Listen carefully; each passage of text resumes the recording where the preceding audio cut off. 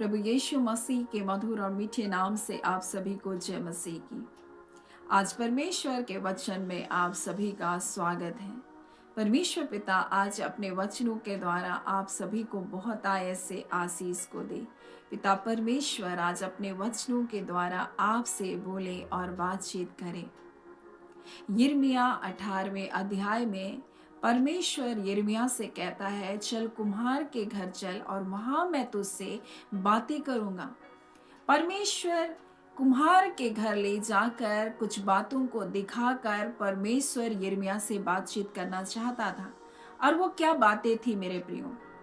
जब यिर्मयाह कुम्हार के घर में गया तो कुम्हार मिट्टी का बर्तन बना रहा था चाक के ऊपर रखकर, परंतु उसका बर्तन क्या हुआ, बिगड़ गया। तब कुम्हार ने अपनी समझ के अनुसार उसी मिट्टी से दोबारा एक बर्तन को बनाया।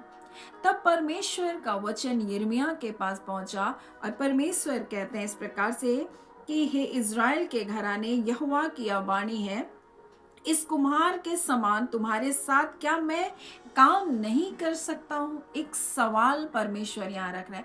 क्या ये कुम्हार जो एक साधारण कुम्हार है, जो उसके बर्तन बिगड़ गए तो वो दोबारा उसको बनाया अपनी समझ के अनुसार, परमेश्वर कहता है क्या मैं इस कुम्हार के समान तुम्हारे जीवन को फिर से नहीं बना सकता हूँ? तुम्हारा जीवन जो बिगड़ गया है, तुम्हारा जीवन जो खराब हो गया है, क्या मैं तुमको नई आकृति नहीं दे सकता हूँ? क्या मैं तुम्हारे जीवन को नया नहीं बना सकता हूँ? परमेश्वर ये सवाल वहां पर रखता और यिर्मयाह से कहता है कि मेरे लोगों से कहो कि क्या मैं तुमको फिर से नहीं बना सकता हूं, क्योंकि तुम मेरे हाथों में हो, परमेश्वर कहता है।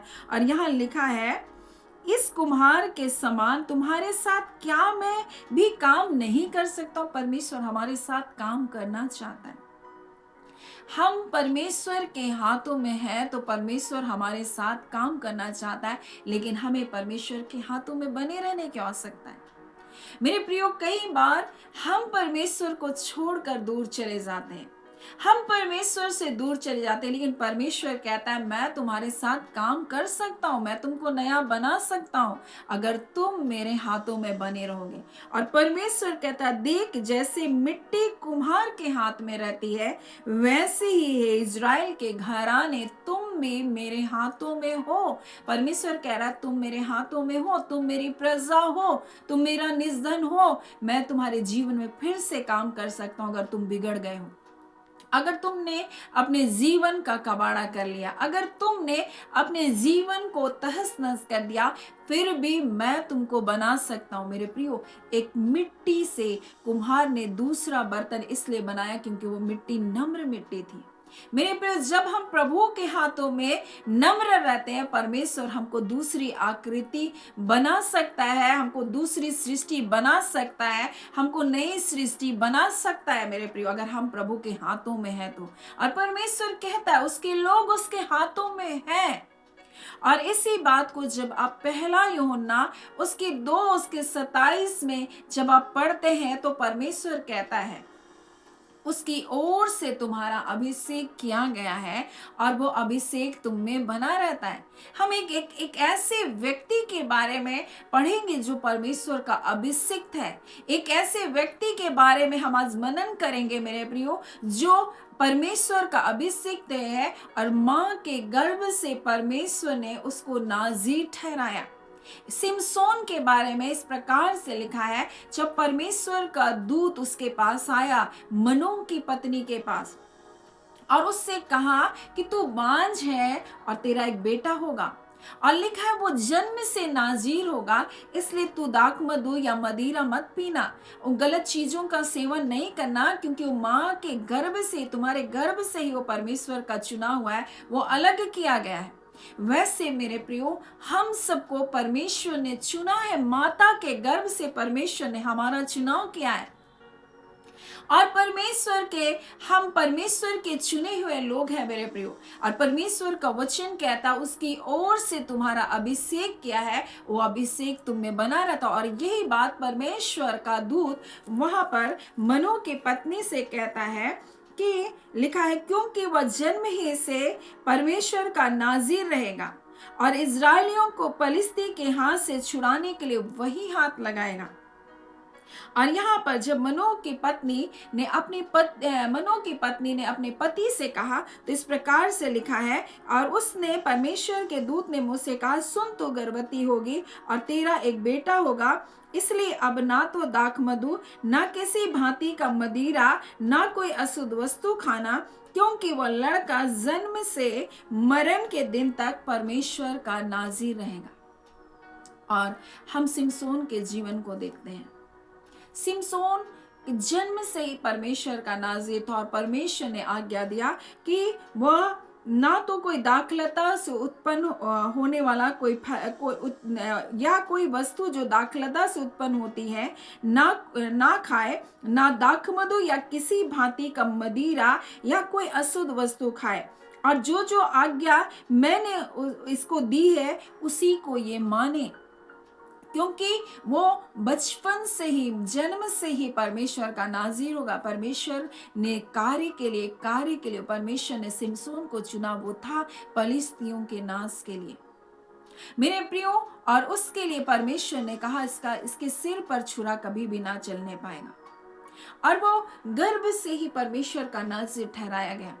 लेकिन जब हम सिमसोन के जीवन को देखते हैं मेरे प्रियो, उसके जीवन में बहुत सारी गलतियां होती गई, बहुत सारी गलतियों को करता गया, और कई बार हमारे जीवन में भी ऐसा ही होता है मेरे प्रियो। जब वो हम देखते तिम्ना में गया तो वहां पर एक पलिश्ती स्त्री को देख करके वो क्या वो कहने लगा, मैं उसको चाहने लगा हूं, मैं उससे प्यार करने लगा। उसके माता पिता ने उसे समझाया, लेकिन वो नहीं माना, और जब उसका विवाह होने वाला था तब उस विवाह में बहुत सारी गड़बड़ियां हो गई मेरे प्रियो। और उसकी पत्नी जिससे वो चाहता था, वो उसके मित्र को विवाह दे दी गई, और तब तो वो क्या वो तिलमिला उठा, और उसने क्या पलिश्तियों के खेतों को क्या आग लगा दिया।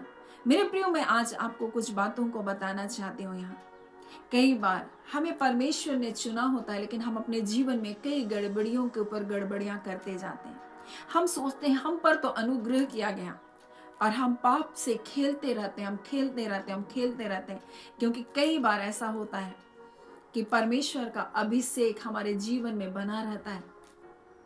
और ऐसे ही सिमसोन के जीवन में लंबे समय तक परमेश्वर के अभिषेक में वो बना रहा, परंतु एक टाइम ऐसा आया जब उसने दलीला को अपना रहस्य को बताया, और एक समय ऐसा आया जब उसके जीवन से वो अभिषेक चला गया, क्योंकि उसके बाल को मोड़ दिया गया, उसके बाल काट दिए गए, और परमेश्वर ने जो उसके लिए कहा था वो बातों को उसने क्या प्रकट किया। कई बार पाप हमारे जीवन में इतने रूप से गहरे रीति से कार्य करता है मेरे प्रियो, शुरू में पता नहीं चलता, प्रारंभ में तो वो कुछ हानि नहीं दिखाई देता, और ऐसे सिमसोन के साथ होता रहा। जब वो तिम्ना में गया मेरे प्रियो, और वहां पर एक स्त्री को चाहने लगा, आगे चल करके हम देखते हैं वो गाजा में गया और वहां एक वेश्या के पास रहा मेरे प्रियो, रात बिताई। और उस समय ऐसा हुआ कि जब पलिश्ती आए करके चिल्लाए तो फाटक को उखाड़ दिया। वहां लिखा है कि वहां पर दोनों बाजुओं से पकड़कर आधी रात जब पड़ा तब आधी रात उठकर उस नगर के फाटक के दोनों पल्लों को क्या और दोनों बाजुओं से पकड़कर उसके बेड़ों समेत उखाड़ दिया, और लिखा है अपने कांधों पर रखकर उन्हें उस पहाड़ की चोटी पर ले गया जो हेब्रोन कहलाता है। और ऐसा ही उसने किया मेरे प्रियो, और इस समय तक तो उसका अभिषेक बना रहा। आगे देखते हैं वो दलीला के पास गया, और दलीला ने भी उसके रहस्य को जानना चाहा, क्योंकि वो पलिश्तियों से एका करके रखी थी और उसके जीवन के रहस्य को जानना चाहती थी। उसने अपने जीवन में ऐसी गड़बड़ियों के ऊपर गड़बड़ी करता रहा, लेकिन वो जानता था मेरे पास अभिषेक तो है। और कई बार हम परमेश्वर ने हमारा चुनाव किया, और वो अभिषेक जब हमारे जीवन में बना रहता है, हम इसको हल्के में लेते हैं, पाप करने को हम हल्के में पाप करने को, हम उसको आनंद को लेते रहते हैं। परंतु एक समय ऐसा आया मेरे प्रियो, जब उसने अपने रहस्य को बताया, और जब उसके सिर के बाल मोड़ दिए गए, उसने सोचा मैं पहले के समान झटकूंगा, लेकिन वैसा नहीं हुआ। इससे पहले वो परमेश्वर का सामर्थ्य, परमेश्वर के अभिषेक से भर जाता था, और जो कुछ उसके हाथ में आता था वो उसके लिए हथियार बन जाता था। ऐसा ही वो पिछले समय में हुआ जब वो गधी के जबड़े से वो 1000 फलिस्तियों को मार डाला। वो उसको मोटी मोटी जब रस्सियों से बांध दिया, वो सूत के समान वो अभिषेक के कारण उसके सामने टूट कर बिखर गई, वो जल गई, वो नष्ट हो गई। मेरे प्रियो, ये अभिषेक उसके जीवन में था, परंतु उसने अपने अभिषेक को खो दिया जब उसने अपना समर्पण पाप के आगे किया और वो अंधा कर दिया गया, तमाशा बन गया संसार के लिए। और ऐसे ही शैतान मनुष्य के जीवन को बिगाड़ता है, ऐसे ही शैतान मनुष्य के जीवन को नाश करता है, परंतु ये अंत नहीं है। परमेश्वर कहता है तुम मेरे हाथों में हो। परमेश्वर कहता है तुम अब भी मेरे हाथों में हो, तुम बिगड़ गए हो तो मैं तुमको फिर से नया कर सकता हूं। परमेश्वर कहता अब भी एक मौका परमेश्वर हमारे लिए रखा। और सिमसोन का अंत इसी दुर्दशा में नहीं हुआ, तमाशे में नहीं हुआ, परंतु उसने परमेश्वर से प्रार्थना किया और परमेश्वर से कहा परमेश्वर एक बार फिर से मुझको ताकत को दे, परमेश्वर फिर से मेरी सुधि ले। और उसने परमेश्वर को पुकारा, परमेश्वर की दुहाई दी और लिखा है परमेश्वर ने उसकी सुधि ली और उसने कहा इस बार मैं अपने आंखों का एक ही बार बदला लूं, बोलता है। और परमेश्वर ने उसको सामर्थ को दिया, परंतु उसने एक और प्रार्थना की, प्रभु मैं भी इसके साथ मर जाऊं, मैं भी इसमें दब के मर जाऊं। और लिखा है वो सभागार में जहां लोग उसका तमाशा बना रहे थे, उसने उसके दोनों खंभों को जिस पर वो पूरा भवन टिका था, उसने उसको क्या किया, तोड़ दिया और उसके साथ वो भी मर गया। और लिखा है अपने जीते जी इतने फलिस्ती को नहीं मारा